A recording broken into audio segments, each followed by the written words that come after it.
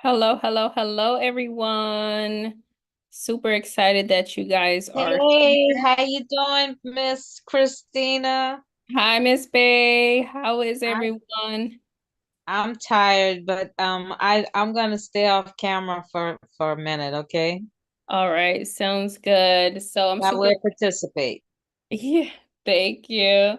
I'm super excited that you guys are here. So welcome to the Wealthy Trustee webinar. So tonight you guys are going to be learning how to build wealth the right way.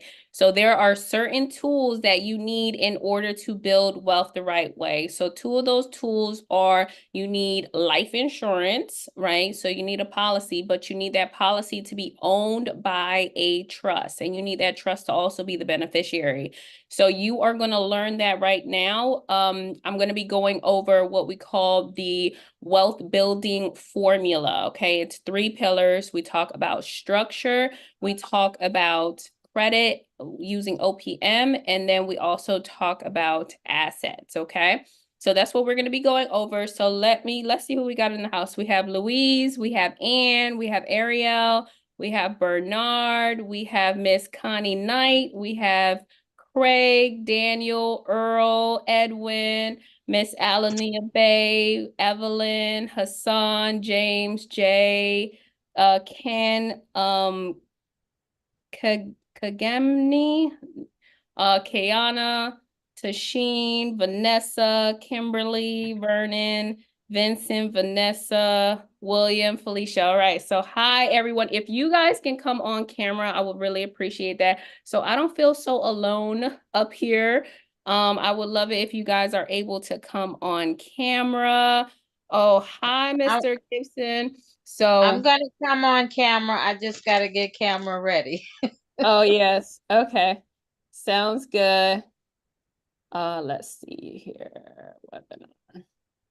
All right, so we are about to get started. Webinar. 1 second.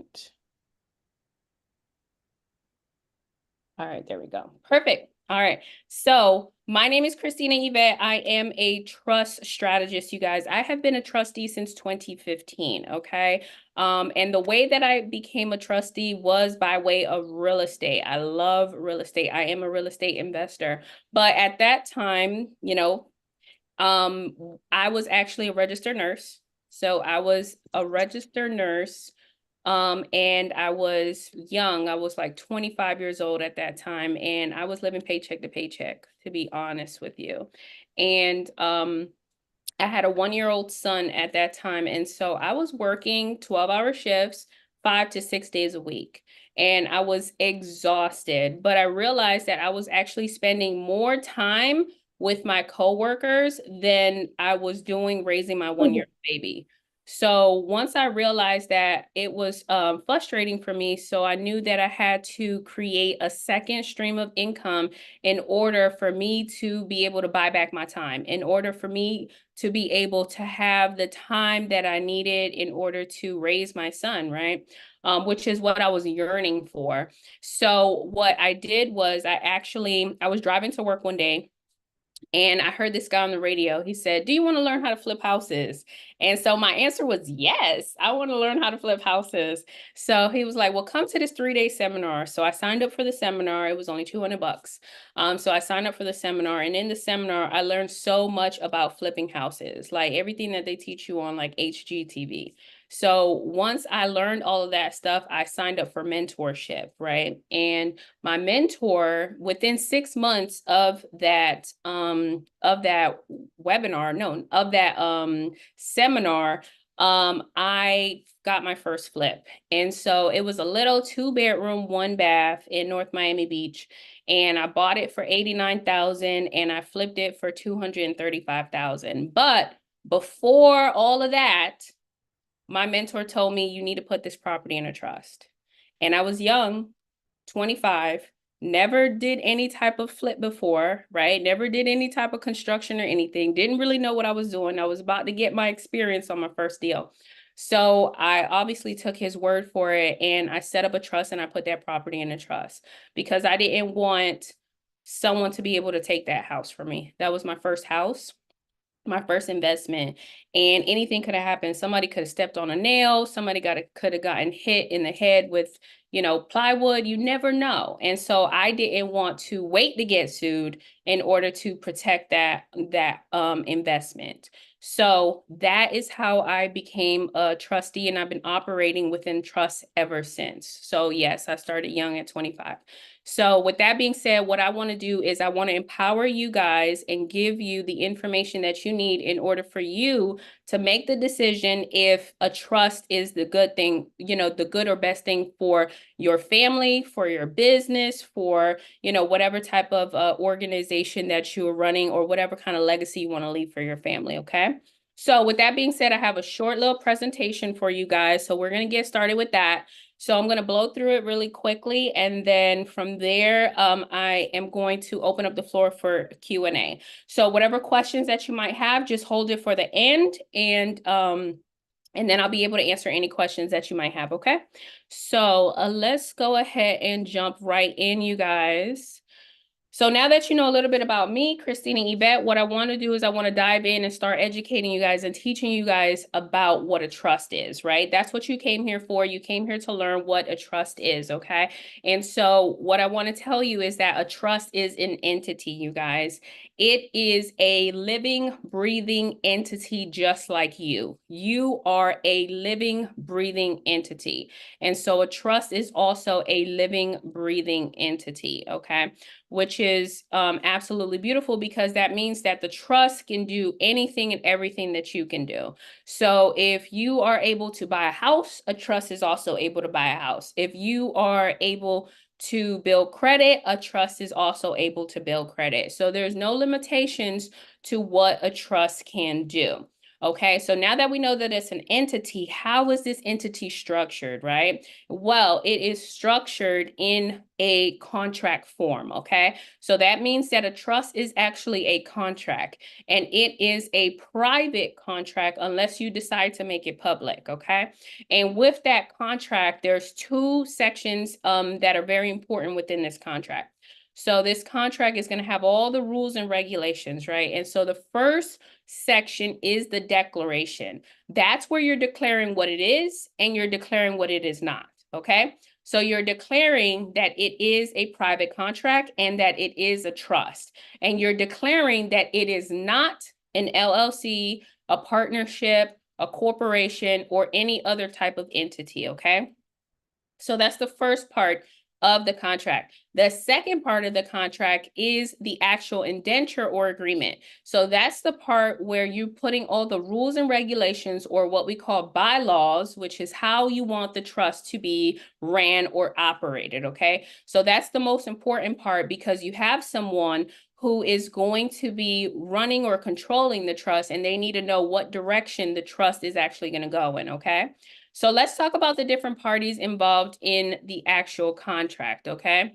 So you have the grantor. The grantor is the creator of the trust. Some other terms that we use is settlor or trustor. So you might hear those terms when you're actually doing your research, okay? So the grantor is the person who is establishing the trust, and they are establishing the trust for somebody else. Who is that somebody else? Well, that person is the beneficiary, the person who's going to be benefiting from the trust, okay? The grantor also is the person who is going to initially fund the trust or donate to the trust or gift to the trust, okay? Next is the trustee. The trustee is the controller of the trust. That is the individual who has all the power to be able to make decisions for the trust. That's the person who's going to be signing on behalf of the trust, and who's actually going to run the trust the way that it is in the actual contract or indenture, okay? So the trustee has control over the assets. So you can decide to acquire assets or to liquidate assets, okay? The trustee is representing the beneficiary, because ultimately these assets are going to go to the beneficiary, but the beneficiary doesn't have any power or any control over those assets right now while they are still remaining in the name of the trust. All right, so the beneficiaries, they are going to receive the assets once the trust is terminated, okay? So the trust actually has a term that they are going to exist in, okay? So the term could be anywhere between, 1 year to upwards of 100 years. It just depends on how you set it up, okay? So if you want to create generational wealth, then you want to set it up for the longest amount of time possible, okay? All right, so now that we know the different parties involved, or some of the different parties involved, what are the different types of trust, right? So there's several different types of trust, okay? There are hundreds of types of trust, okay? But what I want to do is I want to tell you the different categories that these trusts can fall under, okay? So the first category that I want to tell you guys about is express versus implied. So an express trust is a written trust, okay? So remember, we were just talking about how a trust is a contract, right? So that means that it's written on paper and it's in black and white, and you can be able to see and prove, the things that are inside of the trust and outside of the trust, okay? So that is the best type of trust versus an implied trust. An implied trust is a trust that is oral, okay? So that means it's an oral agreement between the grantor and the trustee. Typically, that type of trust is really not going to hold up in court, but it's still, possible, okay? So now that we know express versus implied, the next one is statutory versus non-statutory. So with a statutory trust, that type of trust is registered with the state, okay? So it is a public trust, okay? The next thing is that it has all of the state statutes embedded inside of the contract. So the state has all of these codes and statutes and laws, right? So all of those state statutes and codes are inside of the contract, which means that that trust is restricted and can only be operated in the state that it was set up in, okay? So typically your attorneys, they will set you up with a statutory trust, okay? On the contrary to that, you have non-statutory, which means that there are no state statutes or codes embedded inside of that trust, which means that that trust is actually private and it's not registered with the state. So the state doesn't have any jurisdiction over that entity, which is good for you, okay? And so out of those two categories, you definitely want a non-statutory. The next is simple versus complex. So a simple trust is shorter in nature, and the trustees are required to give distributions to the beneficiaries. On the contrary to that is the complex trust, which is longer in nature, has more of what we call provisions or rules and regulations, and the trustee is not required to give distributions out to the beneficiaries. Then you have discretionary versus non-discretionary. So with the discretionary trust, right, that specific category, that means that the trustee is able to make decisions on behalf of the trust that are not inside of the trust contract, right? So you have more flexibility versus a non-discretionary, which means that the trustee cannot make decisions that are not listed inside of the trust. So for example, let's just say that that you wanted to purchase crypto. Inside of the trust, it doesn't say anything about purchasing crypto, which means that that trustee would not be able to do that if you had a non-discretionary trust, okay? And the last one that I want to tell you guys about is revocable versus irrevocable. So every single trust falls within these two categories, okay? So with a revocable trust, that means that, and we're specifically talking about one party. So we're talking about the grantor, which is the person who established the trust, okay? So with the revocable trust, that means that that individual has revocability, which means that if they were to put property into the trust, they could revoke it or take it back. If they were to set or appoint a trustee or beneficiaries, they could remove the trustee and the beneficiaries, right? Also, if they wanted to terminate the trust, they can also do that and terminate the trust at any point in time.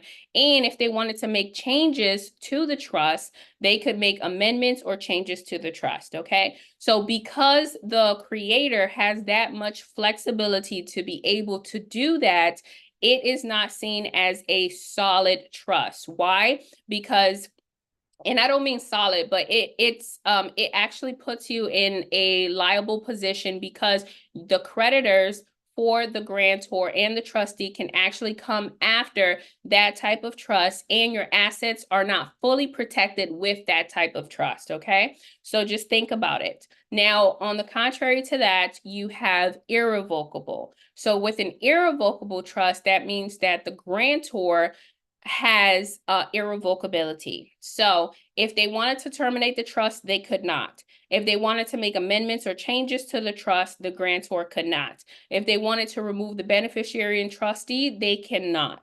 And if they were to put property or assets in the trust, they cannot take those properties or assets out of the trust, okay? So that is specifically the grantor. And if that type of trust was to end up in any type of litigation, the judge would decide not to pierce through that type of trust. Why? Because the grantor cannot make any changes. They don't have any flexibility. So that is what we call a bulletproof trust, right? That's the type of trust that you guys want, a bulletproof trust where your assets are fully protected, okay? So let's keep moving on. All right. So now let's talk about how to actually create a trust, okay? So the first thing, I just told you guys a couple of different categories with the trust, right? So the first thing that you want to do is you want to determine the type of trust that you want, right? So the type of trust that you're actually going to create, okay?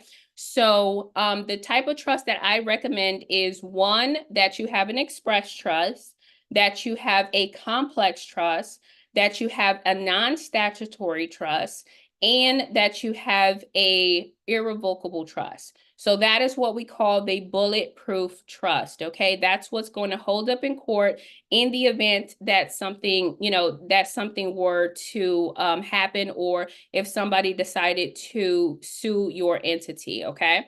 So that's what you guys want. So now that you know what type of trust you want, then what you want to do is you want to create a name, right? So you want to determine the actual name of the trust. So for example, when you're naming the trust, you do not want to name the trust after yourself, okay? Why? Because you want privacy. You want what we call obscurity, okay? And so you do not want to name the trust after yourself, because then people are going to know that you're associated with that trust. So you want to use non-related names. You can also use, terms like legacy, dynasty, things like that, okay? So if your name is John Doe, do not name the trust John Doe Trust, okay? So that's number one. Number two is that you do not have to have the term trust in the actual name, okay? So just keep that in mind.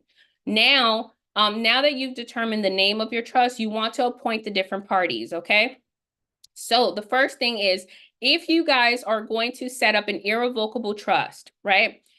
You do not want to be the grantor. You cannot be the grantor and the trustee. So you have to choose one position, okay? So with that being said, if you're going to choose to set up an irrevocable trust, you want to choose or appoint yourself to be the trustee, and then you're going to choose someone else to be the grantor. So this person can be a neighbor, it could be a best friend, it could be a co-worker, whoever is 18 and older and able to notarize the trust, okay? So you don't have to be fearful of appointing someone as the grantor, because they have no power and no control when we're dealing with an irrevocable trust, okay? So now that you know who you're going to appoint as your grantor, you want to choose yourself as the trustee, because you want all the power and all the control. You want to be able to control all the assets that you're putting inside the trust to protect protect those assets, okay? And then you're going to choose a beneficiary. So the beneficiaries are typically your children. They could also be entities, okay? And we'll talk about that in just a moment. And then lastly is the successor. So the successor is the successor trustee. So that is the person who's going to be taking over after you in the event that something happens to you. So in the event that you resign, that you become incapacitated, or, or you expire. Okay, so that means that that person is going to take over where you left off, because at the end of the day, one, the trust is designed to outlive you, and two, the trust needs to continue on if anything happens to you, okay?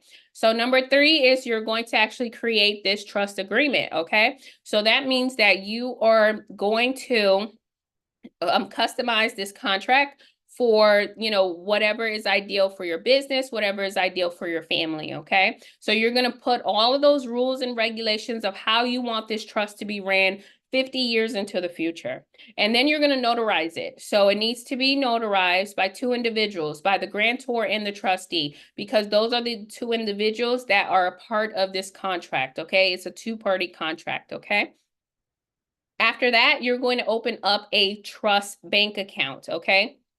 So the way that that works is you're going to bring 2 things with you to the bank. You're going to bring the certificate of trust, which is the proof of identity that the trust exists, right? So just like how you walk around with a state ID, that certificate of trust is the ID for the trust, okay?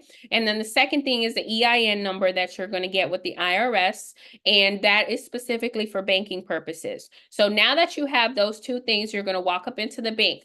So it could be this trust fund account, you could actually get it from a bank, from a credit union, or from a brokerage, or any financial institution that actually offers trust accounts.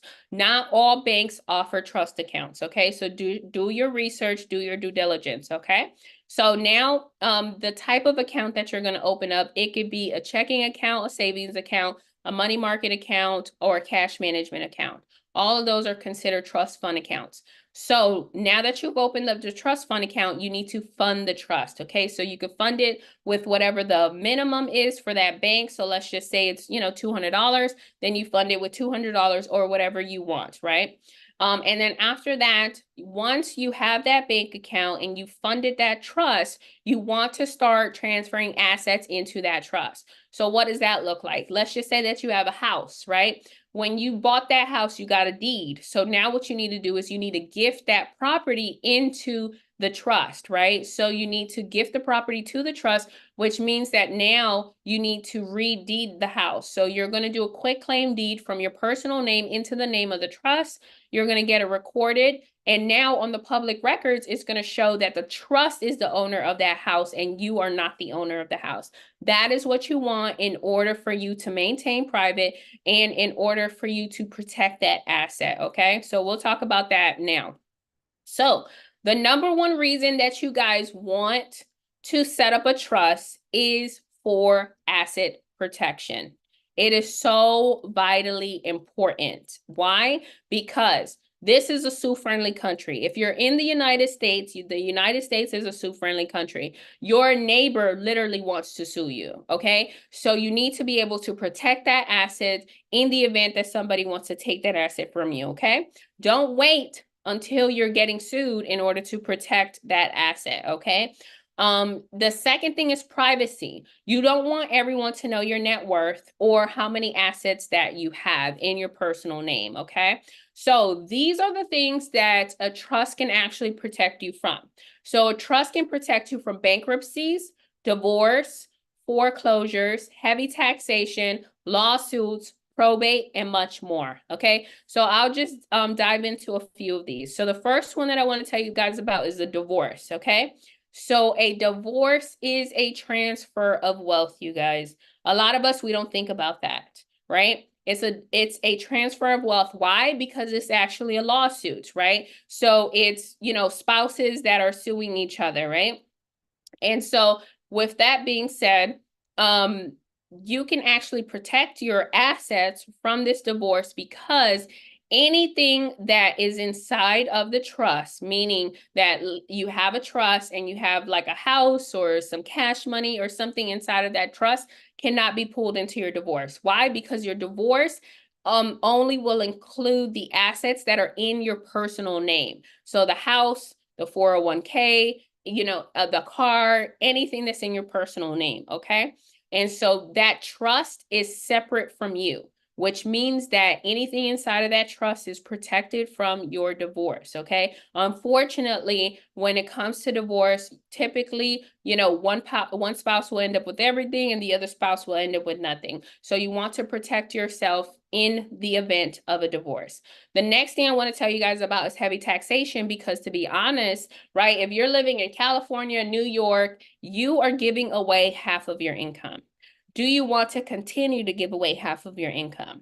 I don't think so. So the way that you can actually protect yourself from heavy taxation is by setting up a trust, because there's two things. One, you can actually donate to your trust, right? So if you donate, we have a trust that we use. It's a tax exempt trust. So if you donate, some of your salary to the trust, then that means that you can write it off. So the IRS will allow you to donate up to 60% of your annual gross income. So if you're making $100,000, they'll let you donate 60,000, which means that now you're only going to be taxed on 40,000 versus 100. Do you know how much money you're going to be saving? A lot of money. So that's the position that you want to put yourself in, so that you can save that money and put it somewhere else, so that you can actually, build up assets or build that generational wealth sooner, okay? The next one is lawsuits, right? So like I said, this is a sue-friendly country, right? So a lot of us, we have businesses, right? And so one thing is that if you have a business, let's just say that you have an LLC. LLC stands for Limited Liability Company. So if you are operating a limited liability company and that company has, limited liability, right? So half of the liability, who do you think has the other portion of that limited liability? Right? So a lot of us, we don't think about that.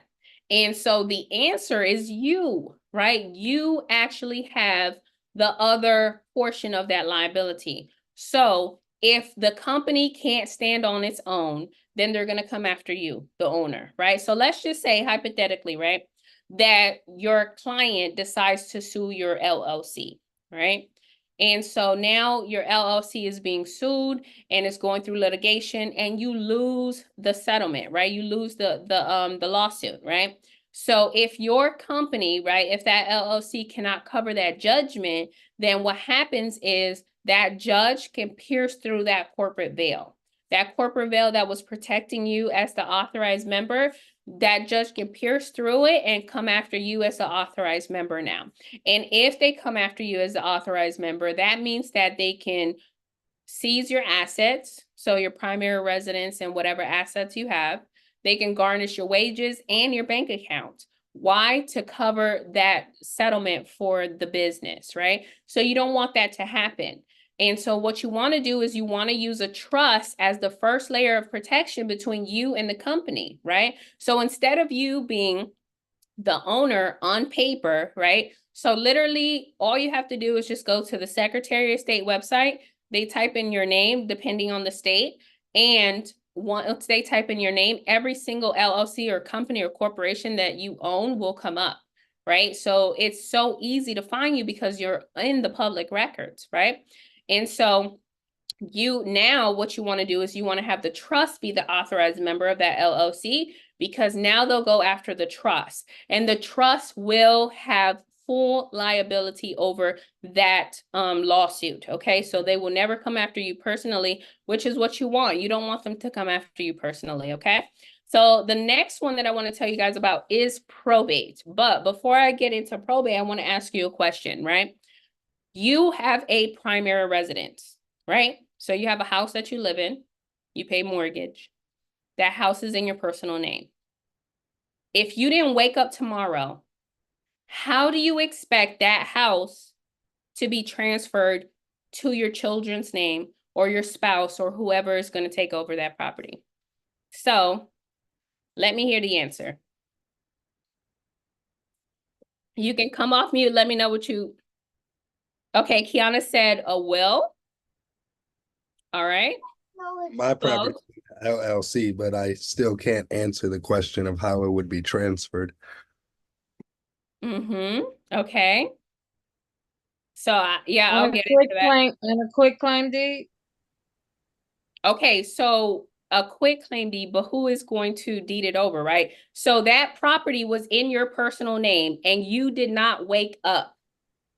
You did not wake up. How is that property legally going to be transferred from your personal name into the name of your son or your daughter? Probate. Thank you. Exactly. So it's actually going to be up to a judge to be able to transfer that deed legally from your personal name because you're deceased and you can't sign Oh, yeah, that's right. into the name of your children. Okay. Right. So you're literally leaving it up to a judge that doesn't know you, that doesn't know your children. Right. So let's go and talk about the actual probate process. All right. So with the probate process, right? Like I said, you have this asset, right? You have this house. Let's just say you have a car, you got 6 figures in the bank, right? And then you have debt. You have credit card debt, you got medical debt, you got student loan debt, right? And let's just say that you set up a will because you thought that the will was good enough. But unfortunately, the will end up in probate. So what is probate, right? So all of this stuff, right, that you have, all these assets, if you didn't wake up tomorrow, right, and you actually have all these assets, what's going to happen is the state is actually going to create an estate for you. So you got two options. You can actually create your own estate and put your assets in there and protect them, or you can wait until the state that you live in does it for you. Okay. So if you live in Georgia, the state of Georgia is going to create an estate for you when you die. Okay. So you literally do not want to wait until that happens. Why? Because when the state creates an estate for you, then they're going to put all of your assets in the estate. Okay. So the house, the car, the bank account, right, with the money, they're going to put all of your assets in there. And now your estate needs to be represented in probate court. So that means that you have a probate attorney that's representing your estate and you're in probate court. Okay. So the first thing that the probate judge is going to do is going to pay off your debt. So out of your estate, they're going to pay off your student loans. They're going to pay off the medical bills from the hospital or the nursing home. They're going to pay off every single credit card that you had. And whatever is left over is what your children get, right? After the attorney fees and after the probate court fees. So your children literally get the leftovers. Why? Because you decided not to have your affairs in order and because you decided that you were going to drag them through the probate process, right? While they're grieving. They just lost the most important person in their life, which is you. And you already know that you wanted your children to receive their inheritance, right? Which is your assets. But you didn't have your affairs in order and you didn't set up a trust. So you allow the state to do it, right? You want to avoid that entire process. I've seen it to where, you know, families can't even keep the house because the judge decides to sell the property to cover the medical bills, right? You don't want that to happen.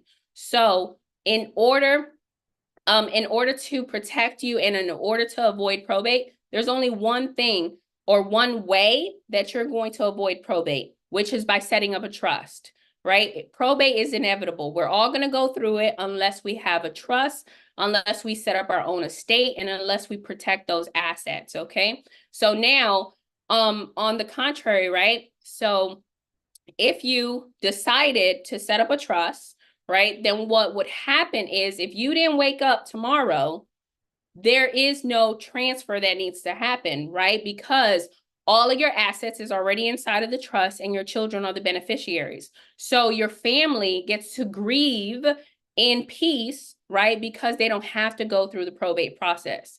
And that debt that you had, the medical bills, the student loan, and the credit cards, that debt dies with you, right? Because those creditors cannot come after your trust estate. They cannot come after the assets that are inside of the trust. So that is why you want to actually set up a trust to protect those assets and your children's inheritance, okay? All right, so this is the wealth building formula, right? This is exactly why you came here tonight, you guys, to learn about how to build wealth with the trust. So we have 3 pillars here. We have structure, credit, and invest, okay? So the first pillar is structure, where you are going to learn how to get structure or how to restructure, what you currently have going on, okay? So this is the structure that I recommend. 1, you need to have multiple trusts within your structure, okay? You cannot have all of your eggs in one basket, which means that you cannot have all of your assets in one trust, okay? What if that one trust is sued? All of your assets are in there. That's not good, okay? So you want to have multiple trusts. The trust that we recommend is a business trust, a private family trust, and a tax-exempt trust. So within your structure, you want to have a for-profit arm and a nonprofit arm, okay? So the for-profit arm is the business trust and the nonprofit arm is the tax-exempt trust, okay? So let's break it down. Let's start with the first trust, which is the business trust. So remember earlier in the call, I was telling you guys how if you have an LLC, right, that LLC has limited liability, you have the other part of that limited liability. So you are listed on that LLC as an authorized member. What you want to do is you want to do an amendment to the articles of organization so that you can remove yourself as the authorized member of that LLC. And now what you're going to do is you are going to put the business trust as the authorized member of that LLC. And now the business trust is going to be acting as a holding company, okay? So the business trust, the way that we structure it, it is structured to be able to manage other entities, okay, which is what you want. Because now you're going to be the trustee of the business trust, which still has control over the LLC, and you're still going to be signing on behalf of that LLC, okay? So that is what you want, because now you have that first layer of protection between the company and you, just in case somebody decides to sue the company, okay? So with the business trust, you can use it as a holding company. You could also use it to conduct business. So if you wanted to set up a business and you didn't want to create an LLC, you don't have to. Why? Because the business trust is superior to an LLC. Why? Because the business trust, 1, can exist for 100 years, right? And an LLC cannot. You have to renew it every 12 months or annually. If you decide not to renew that LLC annually, guess what happens? They dissolve the LLC. Why? Because it's a statutory entity, which means that the state has jurisdiction over your business and can literally shut down your business at any point in time because you gave them the power to do that, okay? So if you wanted to conduct the business with the business trust, you are more than welcome to do that, okay? And then the other reason is you want to also establish a business credit for that business trust, which we'll talk about in just a moment. So now that the business trust is the owner of the LLC, whatever funds that are being generated in the LLC, you're going to do a K-1 distribution to the business trust, right? So now on the LLC side, it doesn't have a tax liability because it's a pass-through entity and that money went to the business trust, okay? So the business trust is taxed anywhere between 10% upwards of 39%, right? So what is going to happen is once that money comes in, you're going to do your normal tax deductions as you normally would with all of your operating expenses, okay? So let's just say it's 100,000 that came in, and let's just say that you're writing off, 30,000. So now you have 70,000, right? That you have to pay taxes on. But what you can do is you can actually distribute that 70,000 to the beneficiary. And then that would mean that the business trust has a 0% tax liability, okay? So now that 70,000 is going to the beneficiary. So who do you want to appoint as the beneficiary of the business trust? You want to appoint the private family trust as the beneficiary. Why? Because the money needs to go into your family trust so that you can actually spend it on your family, right? The business trust is for business expenses. The family trust is for family expenses, right? So now that that 70,000 has gone into the private family trust, right, through the distribution, that private family trust has to pay taxes, right? So the beautiful thing that I love about these entities is that you spend the money first and you're taxed on the leftovers versus how they have us operating, right? So on the personal level, they tax us first and we spend the leftovers, right? So you want to get with one of these entities so that you can actually reap the rewards of spending the money first, and whatever's left over is what they get, right? So with that being said, that 70,000 has just hit the private family trust, okay? Now that it's in the private family trust, you're going to do your tax deductions, right? And so it's your operating expenses. So what does it cost in order to operate your family? Well, you got a primary residence, so it has mortgage, it has taxes, you have utilities, you have gas in the car, you got a car note, you got student loans, you have groceries, you have all of these things. So whatever it costs in order to operate your family is what you're going to be deducting. So let's just say out of that 70,000, it costs 60, right? So now you have 10,000 left.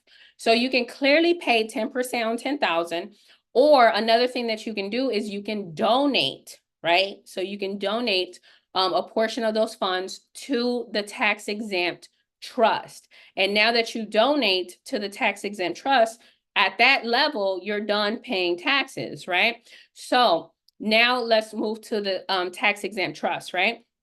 With the tax exempt trust, like I told you earlier, you can donate up to 60% of your annual gross income. That's one.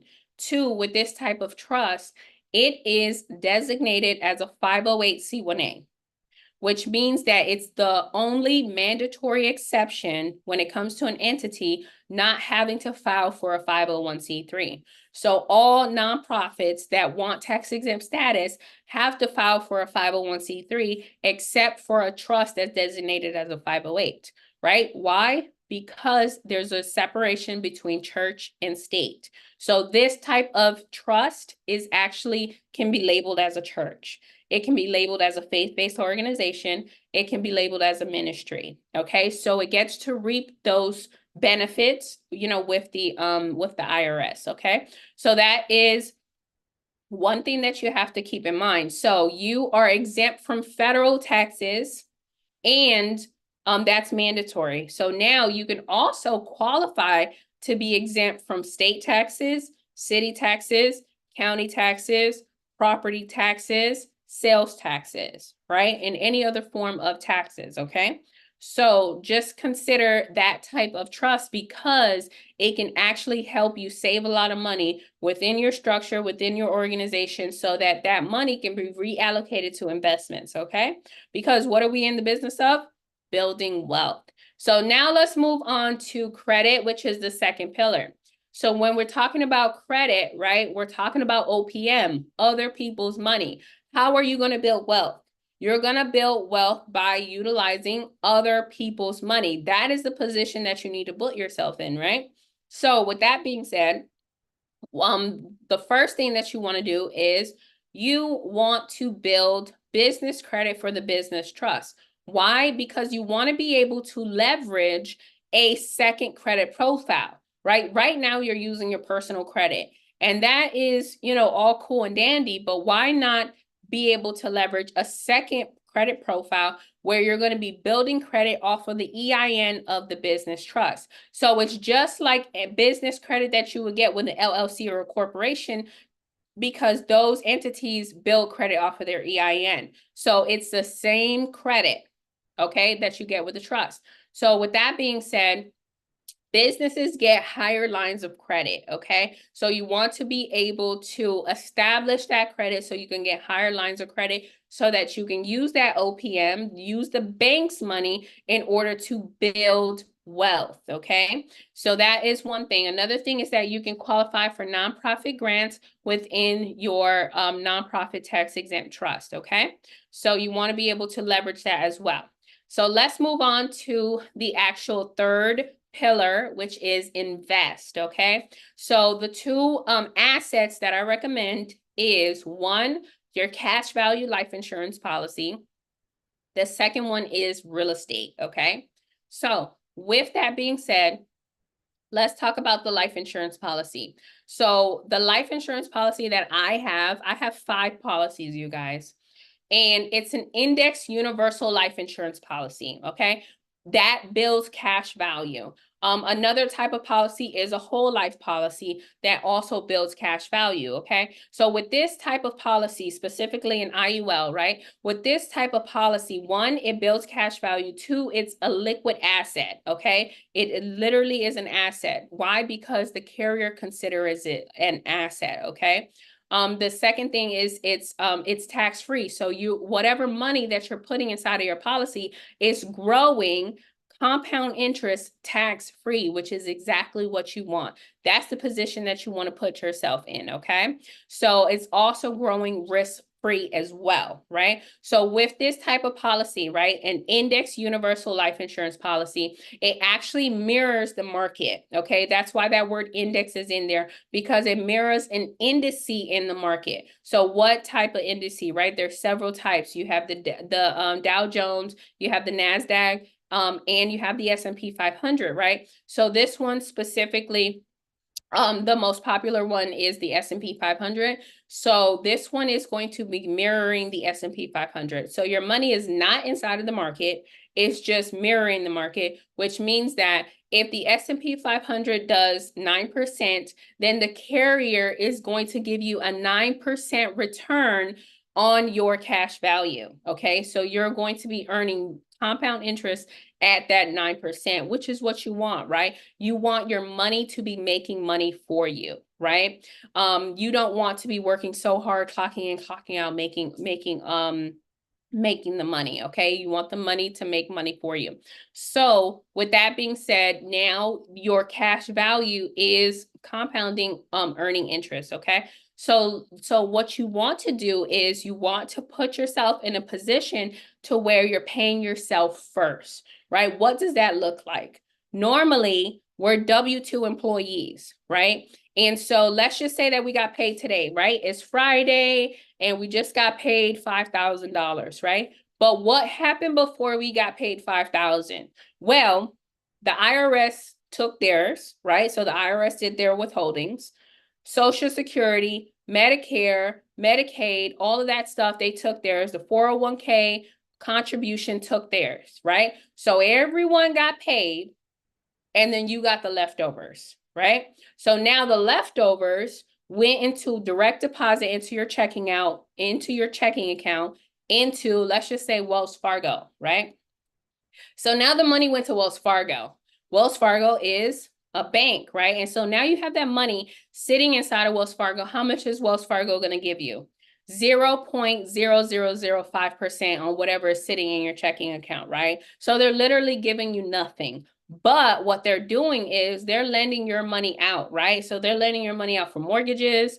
They're lending your money out for auto loans, for credit cards, all kind of stuff, right? And are you getting those types of returns? No, you're not making any money off of that, right?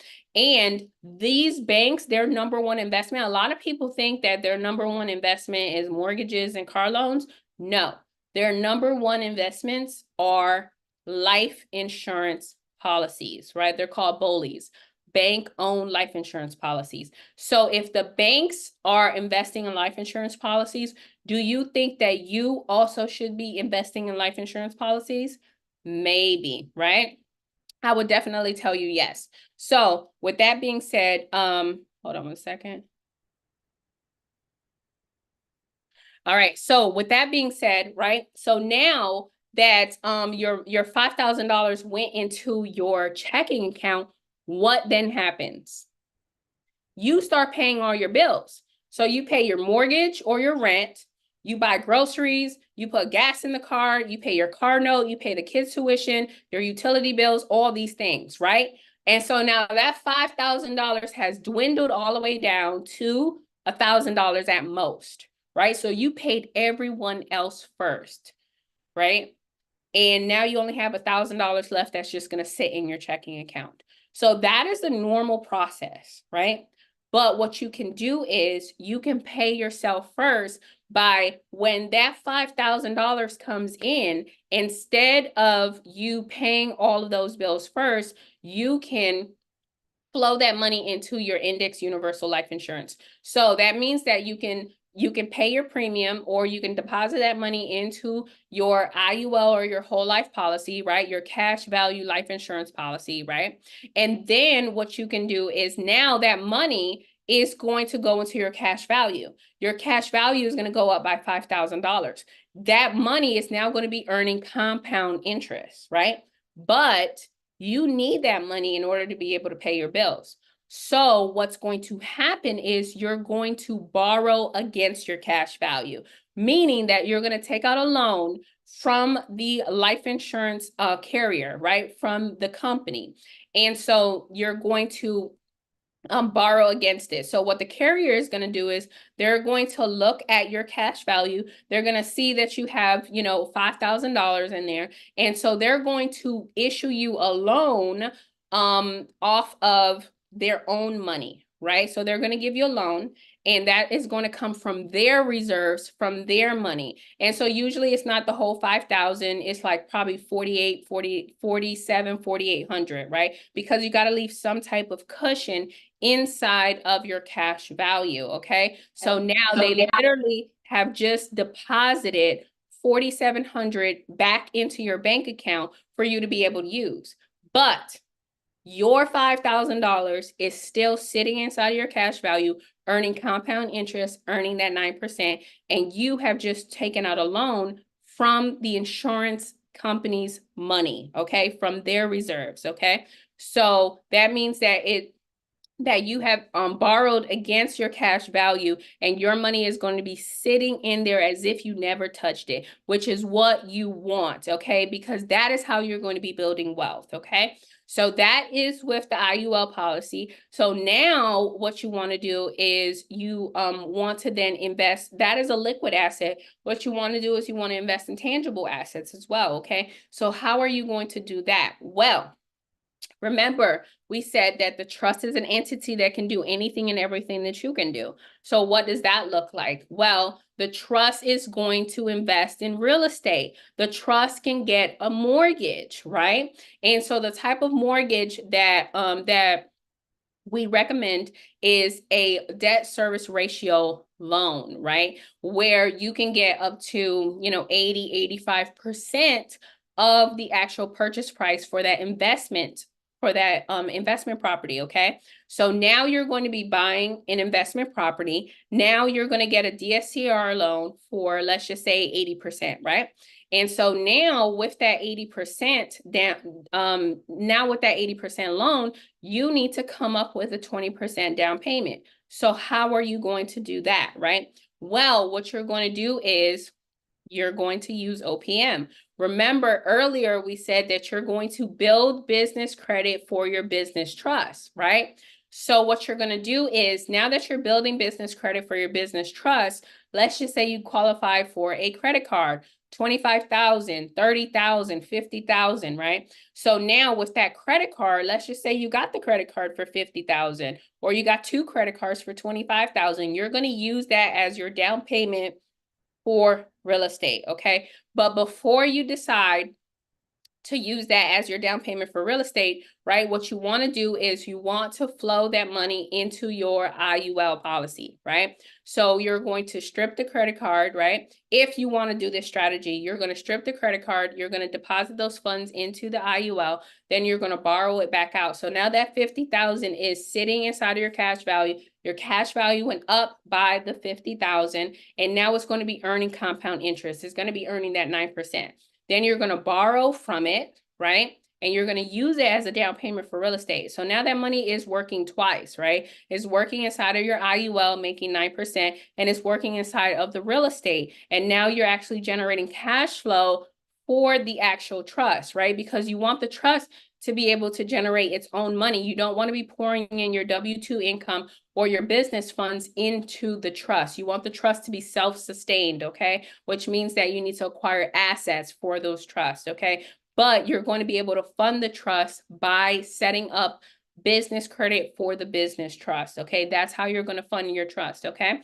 So now you have two assets. You have the policy and you have the real estate, okay? So the policy is going to be owned by the trust, right? So the trust is going to be the owner of the policy, the payer of the policy, and the beneficiary of the policy, okay? And the trust is going to be the owner of the real estate, okay? So that's how you're going to put yourself in a position to where you are building wealth efficiently and effectively, okay? So let's move on. So how do you actually transfer wealth, right? So you want to put yourself in a position to where you own nothing but control everything. I'm going to say that again. You want to put yourself in the position to where you own nothing but control everything.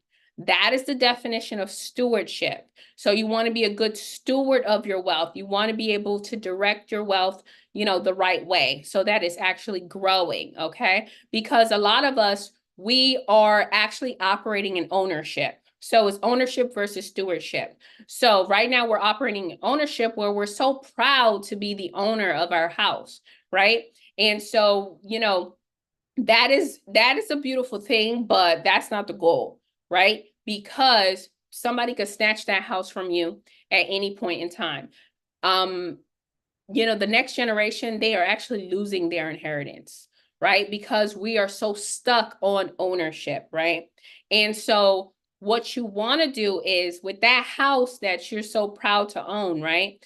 That house is going to outlive you, right? If you didn't wake up tomorrow, that house is still going to be there. So what you want is to control that house or that property while you are living. And you're going to do that by way of the trust. The trust is going to be the owner of the property, not you. You're going to be the controller of the trust. Okay? So that's how that works, okay? So how are we actually going to transfer our wealth, you guys? So we're going to use TCUs, trust certificate units. So just like stock certificates represent ownership in a company, TCUs represents beneficial interest in a trust, okay? So that means that, for example, every single trust that's established, right? Let's just say that you, it creates 100 trust certificates.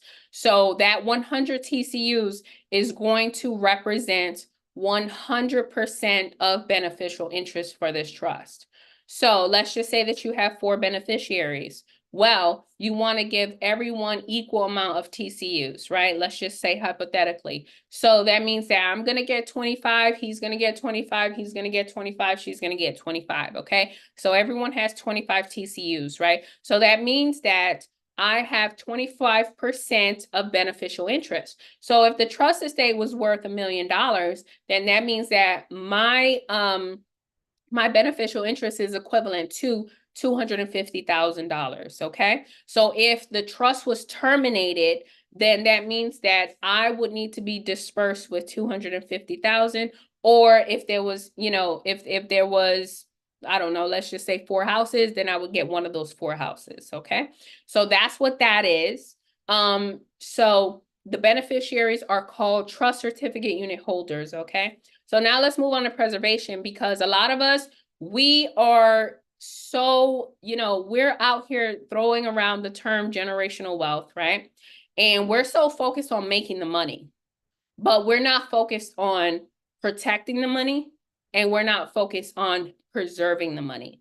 Those are the 2 missing pieces, right? So you're making the money. You're making the 6 figures, the 7 figures, the 8 figures, but you're not protecting the money by using a trust, and you're not preserving the money by using the policies, okay? So what does preservation look like, right? Well, the trust is going to take out a policy on every single person associated with the trust. Why?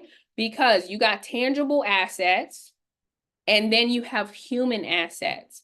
So who is the human asset? That's you, right? You are what we call human capital, right? So if anything were to happen to you, the trust is actually suffering a loss, and the trust needs to be compensated for that loss. And that is why we use the policies, because the trust is going to insure you as the trustee, as well as all of the beneficiaries, as well as all of the future beneficiaries. The trust is going to be the owner of the policy, the payer of the policy, and the beneficiary of the policy.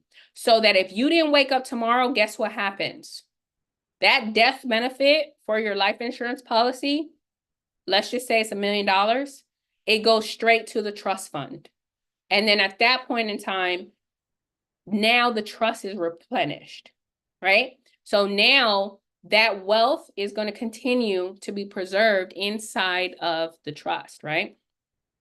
Which is what you want, because your children are the beneficiaries and they're going to be able to benefit, right? So let's just say that, you know, a lot of us, what we need to do is we need to normalize trust fund babies, right? A lot of us, we think of a negative connotation when it comes to trust fund babies, and I'm not sure why. Because it's a privilege for you to be able to teach your children how to be trustees, right? How to actually be beneficiaries of a trust, right? This is what we call generational curse breaking, okay?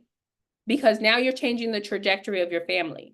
So let's just say that you got a baby that's born into the trust, right? So that is a trust fund baby, right? And so when that baby is 30 days old, the trust, right, specifically the trustee, is going to take out a policy on that baby.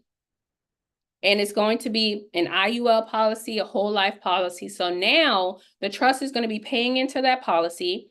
And what's going to happen is that now from when that trust fund baby is 30 days old, they're going to be earning that compound interest off that cash value, right? So let's just say fast forward into the future, that trust fund baby is 18 years old. That trust fund baby is going away to college. They need their first car. So normally what that process looks like is them going to the dealership, pooling their credit, right? And getting into an auto loan where they're paying 10%, you know, interest.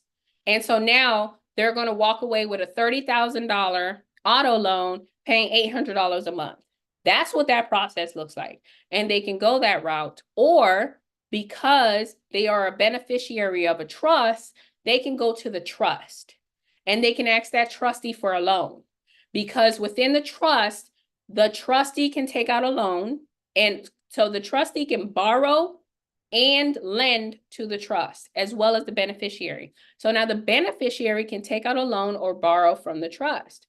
So let's just say that that beneficiary goes and asks for that $30,000 loan, right? So now the trustee goes ahead and writes that check for the $30,000, gives it to the trust fund baby, and has them sign a promissory note. So now they go and buy that car cash. And instead of them paying the dealership the $800 a month, what they're going to do is they're going to pay the trust, you know, $300 a month. So they're saving one, and now the trust is earning probably 1.52% interest, right? Which is beautiful, okay? So now the trust is earning a little bit of interest, right? Let's just say a year later, that beneficiary decides to default and doesn't want to pay the trust, right? Well, that $30,000 was a risk-free loan. Why? Because that money did not come from the trust fund. That money actually came from the trust fund baby, right? The beneficiary's life insurance policy, right? Because that baby had a life insurance policy from 30 days old, right? And they were building compound interest off of the cash value that was going into that insurance policy. And so what the trustee did was the trustee contacted the insurance carrier, requested a loan from their reserves for the $30,000, right? Just using the cash value as collateral, right? So now they were issued the $30,000 direct deposit into the trust fund, And that was a risk-free loan because that money doesn't need to be paid back. Why? Because it's deducted from the death benefit. So that wasn't a risk-free loan.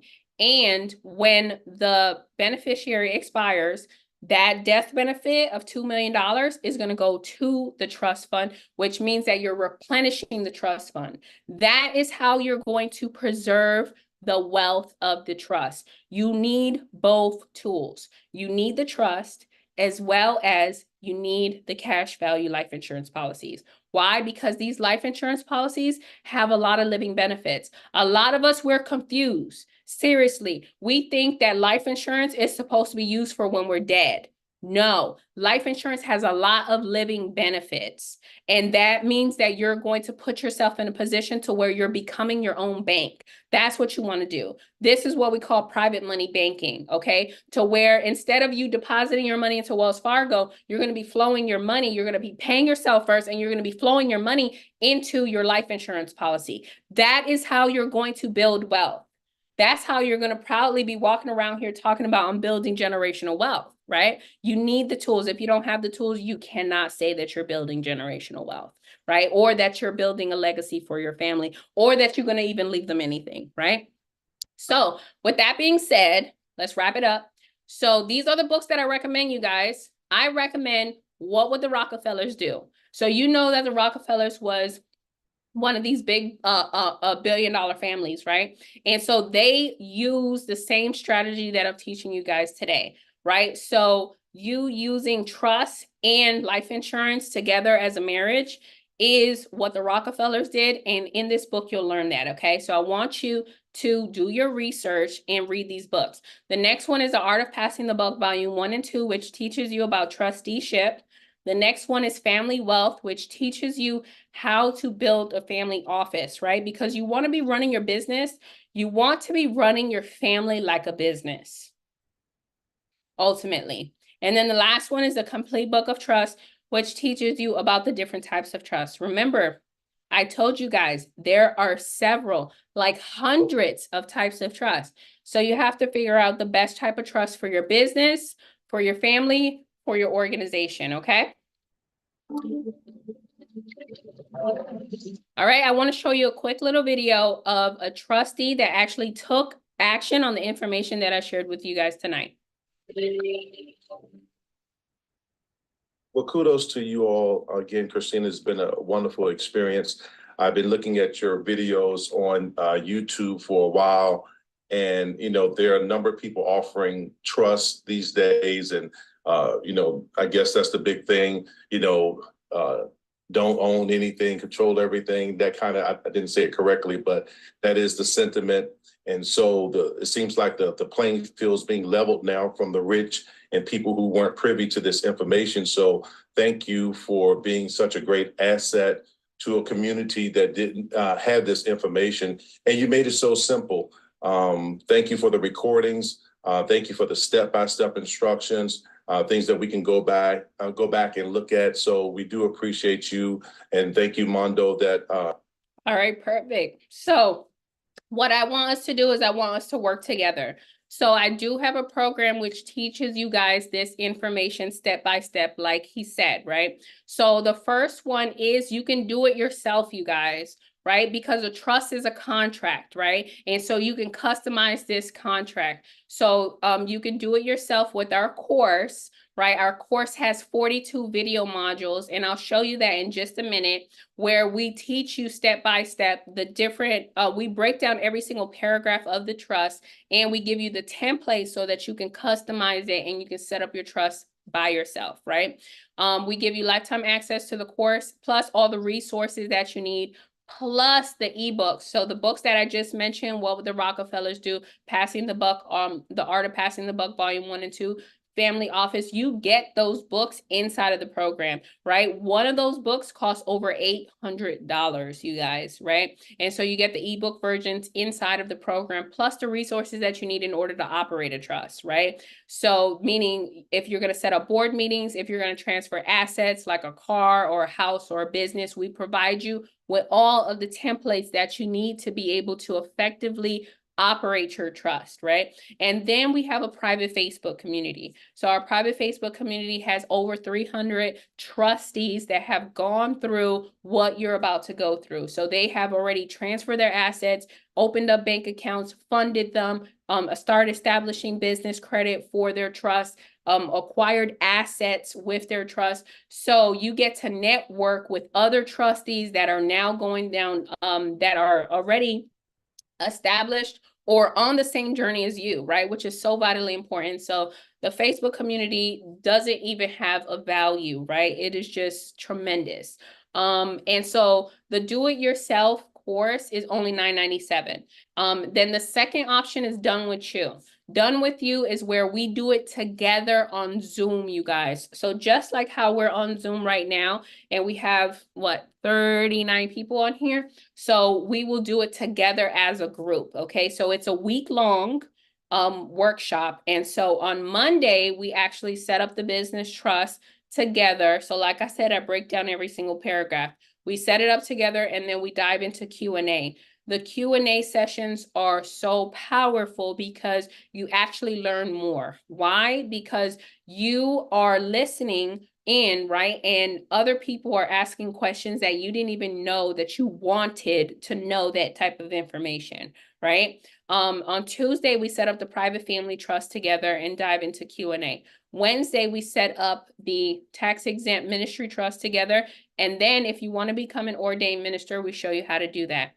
Thursday, we apply for our EINs. We do a board meeting so that you can open up your bank account. We do promissory notes so that you can document how much you're going to fund the trust with.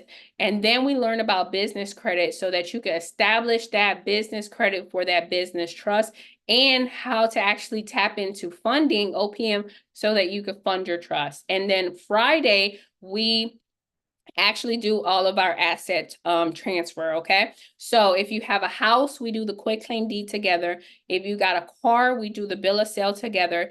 If you have a business, we'll do the business purchase agreement and amendments with the Secretary of State together. And then we learn about infinite banking, which is what I was just telling you guys about, where you're going to be setting up your life insurance policies with all these living benefits, that you're actually going to be setting up a cash value life insurance policy, right? That's going to be compounding, earning that compound interest, right? So we teach you, teach you how to actually set up that the infinite banking, which is so powerful, right? Like I said, it's one of the tools that you need.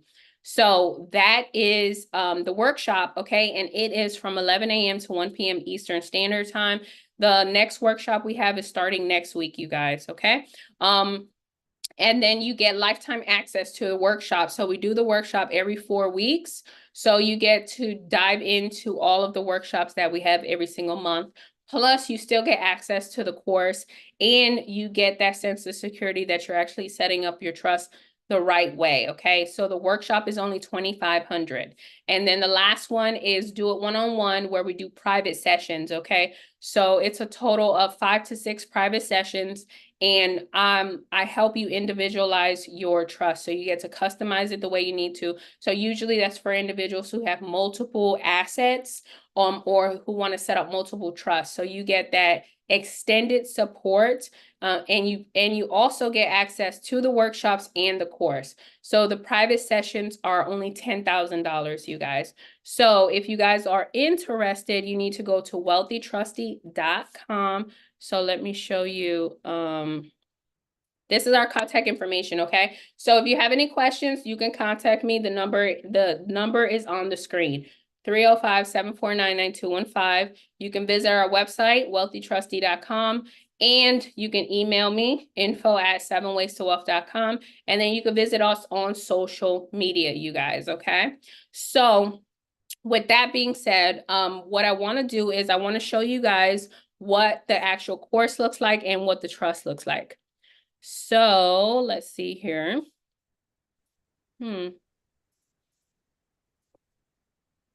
All right, so this is what the course looks like. So like I told you, it's 43 video modules, okay? So The beginning, the first section is the trust entity, where you guys learn what is a trust and the different parties, right? Who's the grantor, the trustee, things like that, the foundational stuff.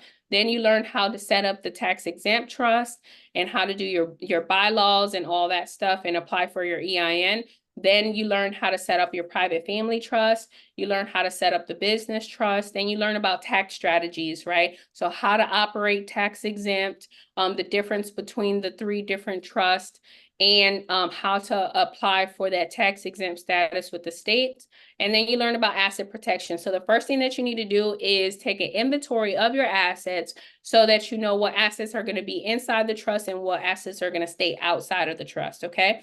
And with that being said, the next thing that you're going to do is learn how to open up a bank account, a brokerage account, and how to transfer your house, your car, your insurance policies, your businesses, how to conduct board meetings, and lastly, how to actually build wealth with the trust, right? So how to actually create or build that business credit, and then how to invest it in the stock market with index funds, as well as how to do the infinite banking. And then we have the resources and the ebooks for you guys, right? And then we are working right now on wealth preservation. So we're going to have some stuff. We're going to be adding some stuff on how to actually create a family office, okay? How to create a family office, how to create a legacy crest, how to create a legacy statement for your trust. So there's a lot of things that we're going to be adding into the trust, as well as an international trust. So like I said, you get lifetime access to this information. So whatever we put inside of the trust, you guys have full access to it, whatever is inside of the course, okay? And then this is an example of what an actual trust looks like. So this is one template that we use. This is the business trust. And everything that you see in red is what we are going to be filling out, right? This is what you're going to be customizing. So for example, this is the cover page. You're going to put the name of the trust, right? So as you can see, this is what it is. Like I said, these are all the sections and provisions inside of the trust, all the rules and regulations that's going to protect you and is going to hold up in court in the event that somebody tries to sue your trust or tries to take your assets, okay? So this is what you want, right? You want an express trust that's actually going to conceal your identity and protect your assets. So with that being said, I got 2 more announcements. So one is for everyone who is inside of this call, right? The 35 people. What I'm going to be doing is I am going to be giving 50% off in the next 24 hours. Why? Because we have a workshop coming up on Monday. So everyone who is serious, I want you guys to be able to take advantage of that offer, okay? So what you're going to do is you're going to go to the website. You're going to use the discount code TRUST50 in order to be able to tap in and get that discount within the next 24 hours. So it's literally going to expire 24 hours from right now, okay? And then the second thing is, if you want to lock in that price, then what you want to do is you want to put down a deposit. So in the chat, you'll see a link for a deposit. If you put a $200 deposit, that will lock you in for the discount, okay? So with that being said, I'm going to open up the floor for any questions. So the first one I see is Tasheen Collins. Hey, Tasheen. Did I say your name correctly? Yes, you did. Awesome. I want to thank you for providing this information. I'm a licensed insurance agent myself who only preaches about infinite banking, and I've been learning a lot about trust. So I thank you for offering this information. You're so welcome. Thank you for being here tonight. I appreciate it. Not a problem. Thank you as well. My question for you, I know you talked a lot about using the IUL. Are there specific reasons why you would utilize the IUL over a whole life policy? Or because I know obviously they both build the cash value. Is there a reason on the trust side why you would want to use one policy over the other?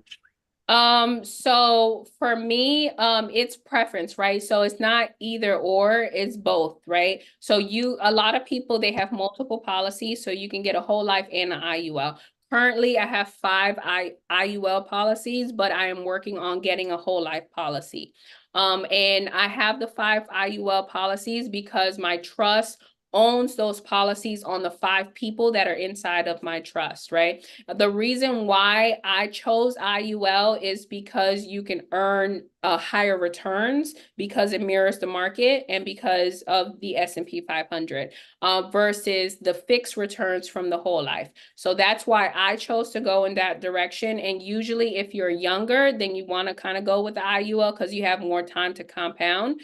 But it doesn't have to be, both of them, like you said, build cash value. So it doesn't have to be that you choose one over the other. You can get both. Okay, makes sense. Okay. I'm glad it made sense. So, but everyone's preference is different. And some people they do, go with the whole life. That is what the Rockefellers did. They went with a whole life policy because the IULs, they weren't out. So they're kind of like, newer. Yeah. Yeah, newer. So they've been around for like 25 years versus the whole life that been around forever. So yeah, everyone is different. And you could definitely have multiple policies, and especially if you have multiple trusts too. So thank you for that. Not a problem. Thank you. All right, you're welcome. Next we have Miss Bay. Hey, I want to first give you props and recommend everybody to get this program. Do yourself a service because you need to get your affairs in order. Things around you, you can just hear them and hear about it and look, and see the things happening. And I would just suggest it. I personally am 71 years old, and this is my first time hearing about this. So I joined, and I'm making progress, and I'm happy to be on this journey with Miss Christina Yvette and her crew, the IUL team, and all of the other teams that she has.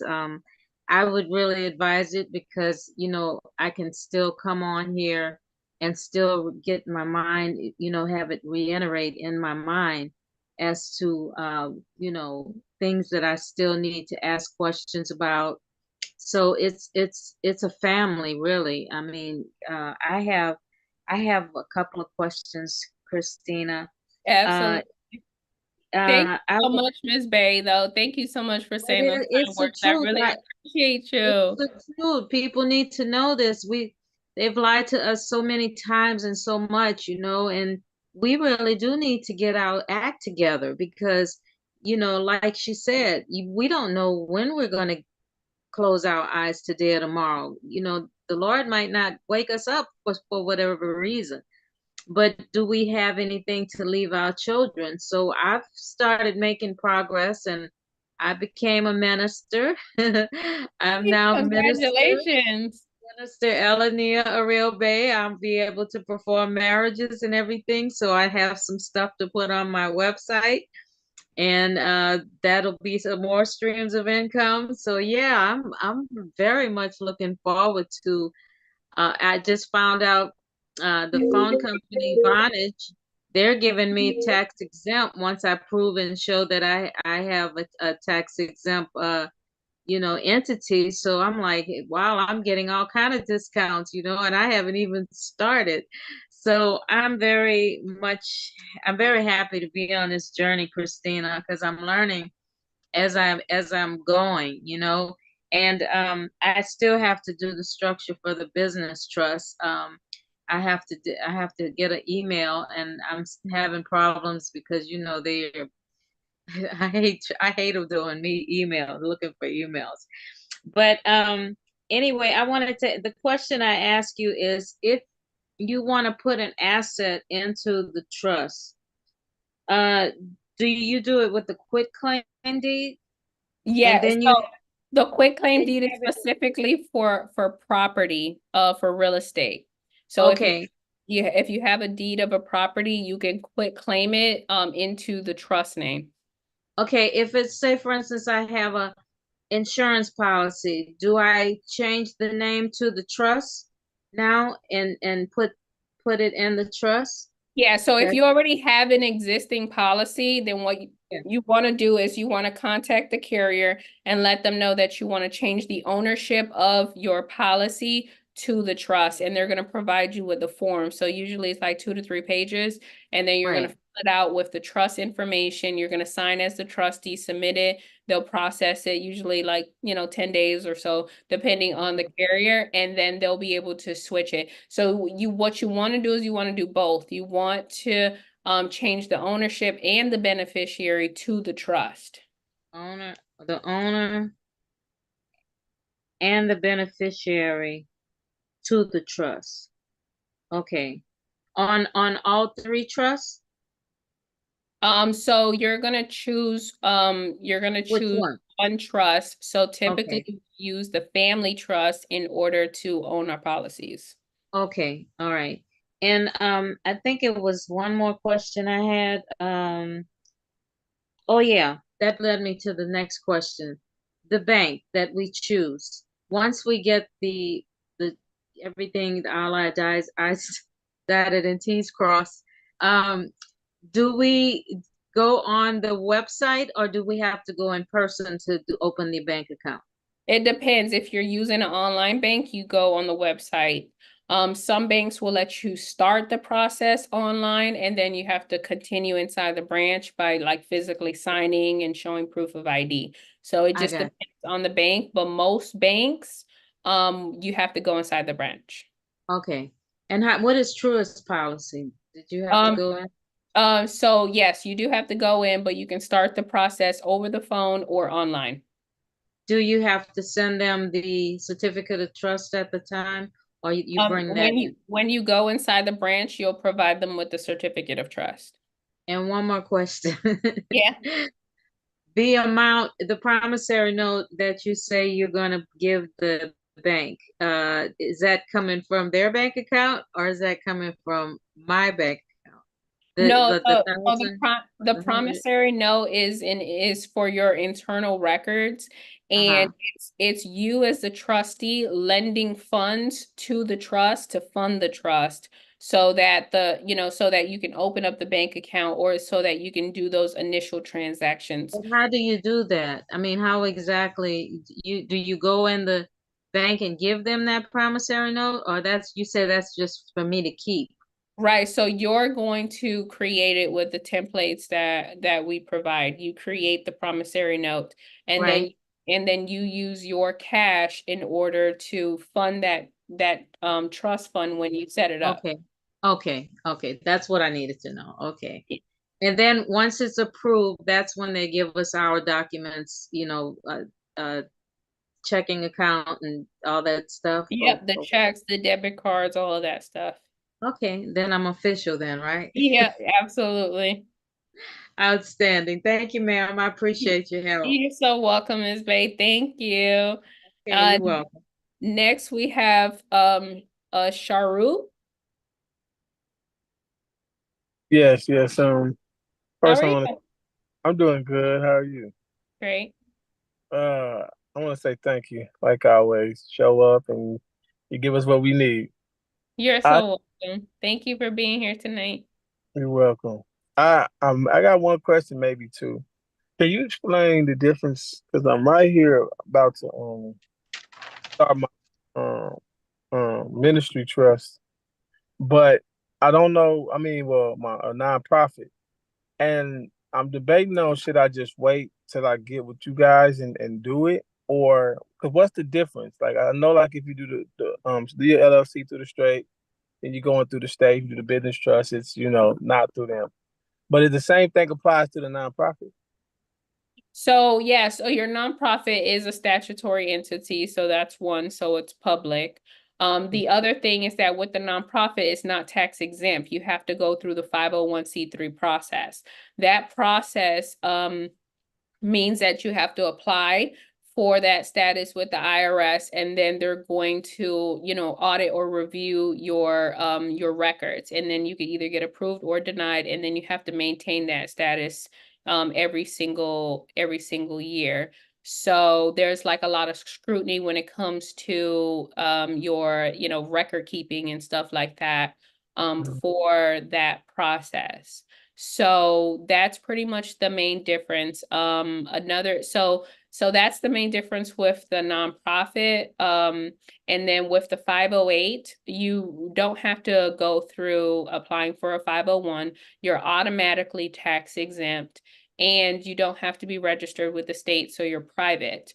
The only thing with a 508 is that you can't qualify for government grants. So you would have to register with the state if you wanted to qualify for government grants. But you can still qualify for other grants that are not government grants. So that's pretty much the main difference. Yeah. Right. So is okay. The noticeable difference, but they're pretty much ran the same, where you have a board, where you do your board meetings, where you have proper record keeping, things of that nature, where you're doing, charitable things, philanthropic endeavors, stuff like that. Right. Okay. So is the 508 is the 508 the family ministry trust? That's completely different from the a nonprofit, right? Because I can't. It's not a charitable instrument like the nonprofit, right? The trust is for the ministry. Is it kind of the same, or is it somewhat different? The Okay. ministry, The ministry and what else? Or what are you comparing it to? the nonprofit, like a standard nonprofit. I know it's a trust. The ministry trust is a trust, but Correct. can it and like a nonprofit, like where you do charitable events and things of that nature? Yes. Yeah, there's no so you're gonna run it the same. You're gonna run Mm-hmm. it like a nonprofit. Yeah. So you can receive donations. Those donations can be tax write-offs for whoever donate. You give them a donation receipt. Right. Things like that. You can do any type of ministry work, you can run a church. You can run what we call a faith-based organization. So it's ran the same way, where you have, charity events and stuff like that, or any type of philanthropic stuff. So if you're giving out scholarships, if you're feeding the homeless, all that stuff is the same. Oh, okay, yeah, that was my main. Okay, yeah, that was my main thing. Is can I run that once I get with you guys to start that? Can I just run that like my nonprofit instead of going through? Absolutely, 100%. Yep, that's what all of us do. Right. Okay. That you just answered my question right there. That's the main Yeah. key. Okay. Okay. My last question is with the deposit putting down. I don't see the link in the chat, and will the deposit, what, did it hold it for like a few days until you get ready, or what does it do for the? Yeah, so it'll hold it until you either roll into a payment plan, or Right. until you want to pay the balance in full. Okay. So you have to be paid in full in order for you to either have access to the course, or for you to attend the workshop. So our Right. workshop is next week. So if you wanted to attend, hit the ground running on Monday, then you would want to pay in full. If not, then we hold your deposit until you're ready to get started and get access to everything. Okay. And the when you showed the website, the 43 modules, everybody gets that no matter which tier that you Correct. come. Right. Correct. Yep. Oh, okay. Yeah. So the link is in there now. Yeah, you should see it. It's in there, but Okay. I'll put Got it it. again. And then Now you I see got it? it. Yeah. Yeah. Okay. Okay, Yeah. awesome. I'm gonna Yeah. dump it in there again. And then if you guys, I'm gonna put the discount code in there for you guys too. It's Trust 50. And then and it's only for the next 24 hours. Not after that. Um Okay. Thank you so much for everything. I'll let the next person go. Thank you, Chris. You're so welcome. If you guys want to catch the replay, it is going to be on YouTube. So go ahead and click on the link that says YouTube channel. Definitely subscribe to our YouTube channel, and then you can watch the replay because we're live right now. So the replay is going to be available to you guys. Any questions? Do we have Av? Av, do you have a question? Is it Av or Abby? Yeah, you answered it. I was just gonna ask, was this gonna be on the replay for the YouTube? Because I watch the YouTube all the time, so that's all I want to know. Because I'm driving right now, so I Yeah. definitely replay. I appreciate you, sis. You're so welcome. Thank you for being here. I appreciate you. All right. And then West Sticks Bay said that they're not able to access the trustee folder.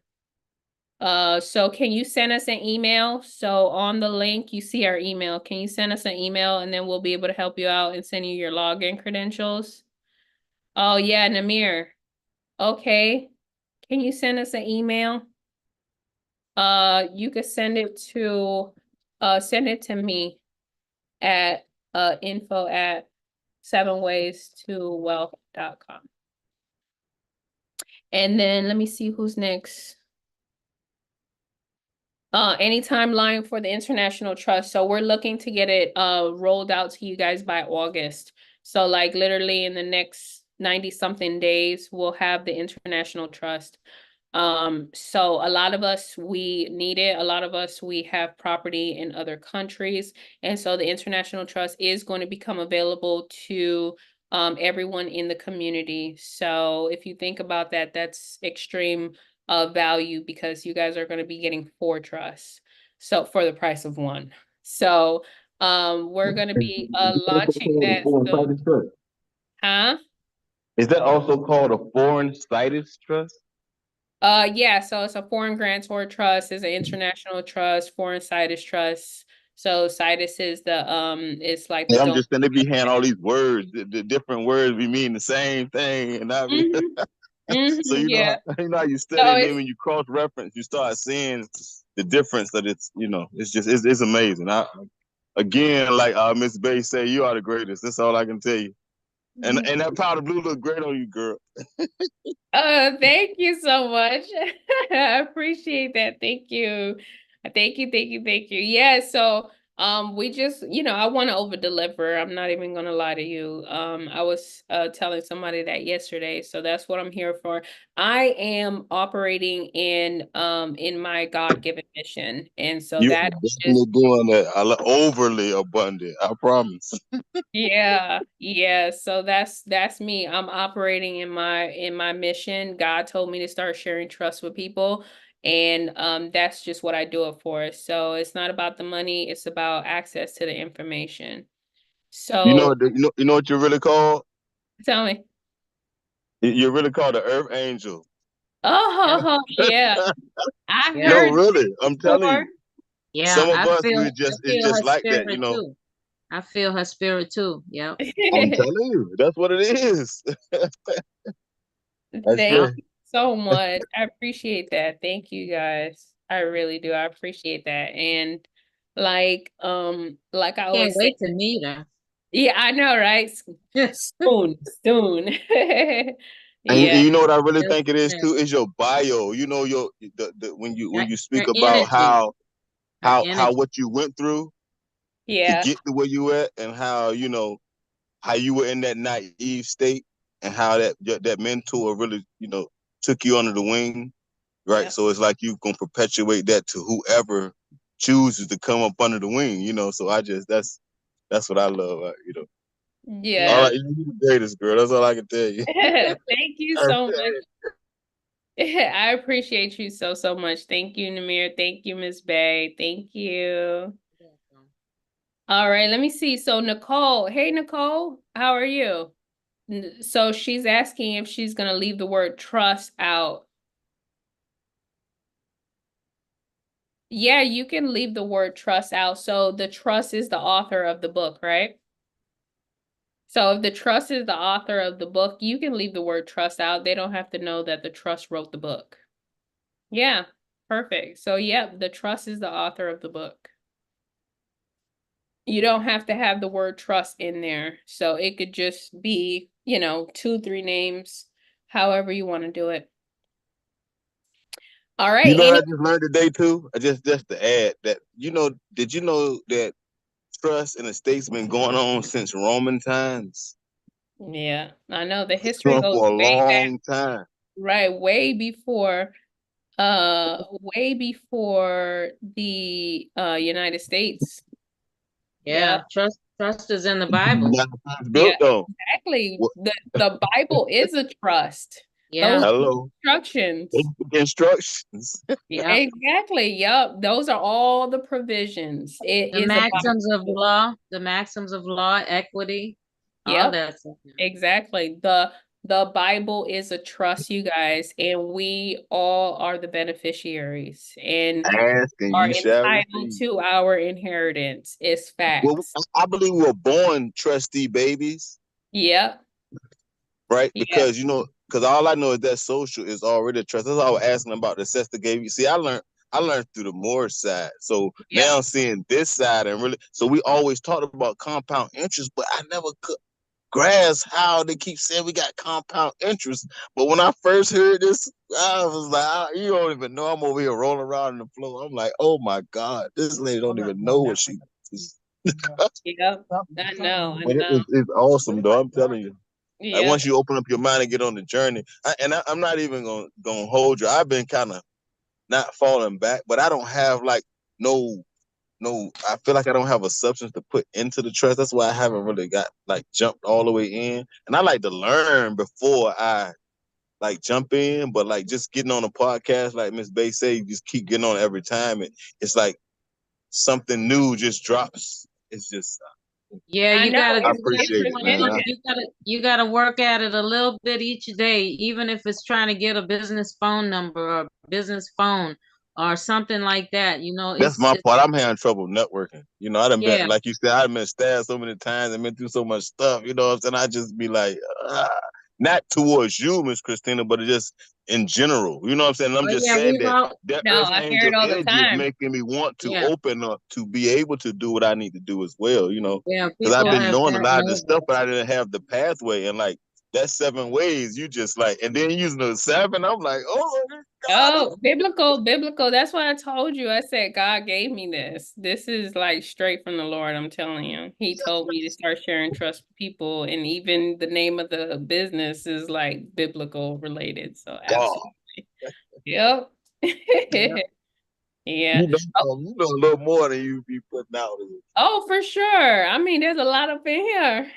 Yeah. Yeah, you definitely not a spook on the wall, baby. Thank you. All right, so we got Okay. we got Nicole. Hey, Nicole. And, your hand is up. You got a question? I think you Okay. answered hers in the comments. She was the one Yeah, asking about the yeah, book. Probably yeah. forgot to put it down. Okay, all right. Kiana, you have a question? Hey, Kiana, how are you?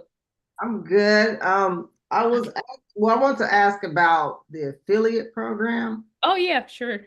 Is that something that, you already have to have, like I would have to have a website already established, or how does I No, don't no, no, no. So once you apply to be an affiliate, then you're going to send them our website, but at the end of the website is going to have your name. So it's going to be wealthytrustee.com/ID equals Kiana. And okay. so now that every person who clicks on your specific link, they're going to be registered into the database as your lead. And then you get a login ID and password so that you can be able to see how many people clicked on your link, how many people actually bought the program, how much commission is owed to you. We give 20% commission on every single person who enrolls into the program that was referred by you. And in the event that something happens to where they didn't click on your link or something, just name drop and we send you the money. Okay. Yep. Thank you. You're so welcome. All So right. with that being said, Yeah. do even though I don't have my trust and everything established, will I still get credit for it as long as I'm a trustee? Oh yeah, of course. Yeah, you don't even have to be a trustee. So as long as you're an affiliate, you don't have to even be in our program in order to promote our program. And where So do I find that link? it's in the chat. Yeah, help me out, y'all. I'm an affiliate. I'm be trying to share too. Oh, Help you Yeah. help don't even me out, know. y'all. Hey, listen, I'm a real loud harbinger. You ain't even seen nothing. Yeah, you Yeah. ain't the last look. Listen, I'm telling you. Yeah. Yeah, you guys get 20% off. So spread the word. So, Miss Christina, is Yes, sir. there, if you own, like, okay, so I have a quick claim deed. I know you say you're a real estate investor. I do a lot of like subject to transactions, buying with the existing mortgage in place. Yeah. So I own a property, but I have a capital partner. So like my LLC owns a portion of the LLC that I'm the managing partner on. Do I have the ability to put like my portion of the property in a trust, or because there's multiple like members in the LLC, does that like prevent you from being able to put that asset in a trust if you don't own 100% of the asset? No, you can. You can put your portion of the LLC into the into the trust. So you're talking about the LLC, right? Let's just say you're 50-50, right? Yep, correct. So the business trust will own 50%, and then whoever the other authorized member is, right? So there'll be two authorized members, which is the other individual plus your business trust. And then in the operating agreement, you just you clearly define that the business trust owns whatever percentage it is that you own, or that is your ownership interest that you're giving to the business trust. So you put that in the operating agreement of the LLC. Okay. All right. That definitely helps. All right, absolutely. All right, guys, so we're going to wrap it up. So thank you so much for being here tonight. I really appreciate you guys so much. Thank you for rocking with me in the last hour and 45 minutes. So the only thing that I wanted to is tell you guys, take action on the information that I shared with you guys tonight. It's so vitally important, because I know for a fact that every single person that's on this call, that's a part of this live, you guys are the generational curse breakers of your family. And so now it's time for you to actually create that legacy, for you to protect their inheritance, and for you to change the trajectory of your family, of your kids, right? And now you're going to start raising them as trustees, right? So that they could actually take over after you once you're done, operating this trust. So it's time for us to build generational wealth the right way, by actually protecting the wealth and preserving the wealth. So with that being said, I want to say thank you so much for being here, and have a good night. And if you have any questions, please call the number or send me an email. Put up or shut up, y'all. Sign up. Yes. Thank you, you guys. And one more thing. All right, thanks again. Yeah, one more question. Yeah, go ahead. On the affiliate, does it have? I don't have a PayPal email, so I just put my regular email in there. Yeah, put your regular email, and then I can do Cash App or Zelle. Okay, gratitude. All right. Bye, you guys.